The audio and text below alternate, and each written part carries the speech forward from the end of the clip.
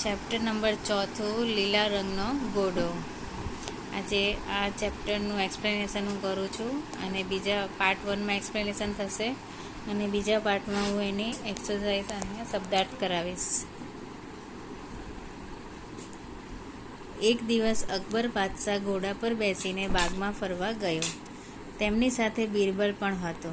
બાગની ચારે બાજુએ હરિયાળા વૃક્ષો અને હરિયાળું ઘાસ જોઈને બાદશાહને ખૂબ આનંદ થયો. તેણે મનમાં વિચાર્યું, અહીં બાગમાં લીલા રંગનો ઘોડો હોય તો તેના ઉપર બેસીને ફરવાની કેવી મજા આવે. એણે બિરબલને કહ્યું, બિરબલ, તું મને 7 દિવસમાં લીલા રંગનો ઘોડો લાવી આપ. જ્યાં સુધી લીલા રંગનો ઘોડો મને નહીં મળે ત્યાં સુધી મને ગમશે નહીં. તો બાદશાહે અકબર એટલે બિરબલને કહ્યું અને અકબર બાદશાહે બિરબલને કહ્યું કે તું મને લીલા રંગનો ઘોડો લાવી આપ અને જો જ્યાં સુધી તું લીલા રંગનો ઘોડો મને નહીં લાવે ત્યાં સુધી મને ગમશે નહીં. હવે આગળ જોઈએ. લીલા રંગનો ઘોડો ક્યાંક ન હોય. અકબર અને બિરબલ બંનેને આ બાબતની જાણ હતી, પરંતુ અકબરને તો બિરબલની કેવળ પરીક્ષા જ કરવી હતી. બિરબલ 7 દિવસ સુધી નગરમાં રખડ્યો. 8મા દિવસે બિરબલે અકબરને જણાવ્યું, મહારાજ, લીલા રંગનો ઘોડો મળી ગયો છે. અકબરને આશ્ચર્ય થયું. તેણે કહ્યું, મળ્યો હોય તો હમણાં જ બતાવો. એટલે અકબર બાદશાહે પણ બિરબલને પરીક્ષા લેતો હતો. એ જોતો હતો કે આને લીલા રંગનો ઘોડો મળશે કે નહીં મળશે. લીલા રંગનો ઘોડો તો હતો જ નહીં. તો બિરબલને પણ ખબર હતી કે અકબર બાદશાહ મારી પરીક્ષા લે છે.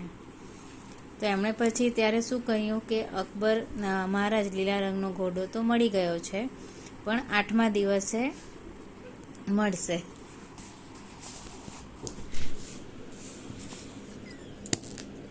હવે આપણે આગળ જોઈએ.